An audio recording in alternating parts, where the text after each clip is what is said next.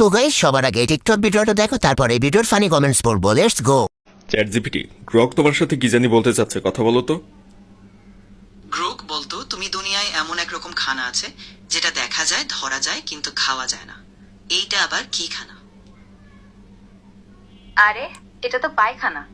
কেন তুমি জানো না? আরে। পায়খানা দেখা যায়, ধরা যায়, কিন্তু খাওয়া যায় না। এবার দ্বিতীয় প্রশ্ন করো। তুমি এসব খাও? ছি গ্রোক, তোমাকে নিয়ে আমার গর্ব হয় না। আর এসব খাও তুমি? আচ্ছা গ্রোক বাদ দাও, তুমি একটা প্রবাদ শেখাও তো লেখাপড়া নিয়ে। লেখাপড়া নিয়ে একটা প্রবাদ আছে, লিখতে লিখতে সরে আর হাঁকতে হাঁকতে মরে। প্রবাদটা কেমন লাগলো? এটা এক্সে, সাবেক টুইটার, খুবই জনপ্রিয়। আর কিছু জানতে চাও? গ্রোক, তুমি কি এই হাগাহাগি ছাড়া আর কিছুই চেনো না? তোমার কি কষা আটকে থাকে সব সময়? আর সেটার জন্যই প্রতিটি কথার মধ্যেই টান দিয়ে হাগাহাগি নিয়ে আসো কেন? আমার ভুল না ধরে তুমি আমাকে বলো, মানুষের জীবনের সবচেয়ে সুখের মুহূর্ত কোনটা? আরে, এটা তো সহজ প্রশ্ন। 2 দিন হাঁকতে না পারার পরে পেট খালি করে হাগার মতো আর কি শান্তি আছে? কেন তুমি গোপাল ভাঁড়ের গল্পে পড়োনি এটা?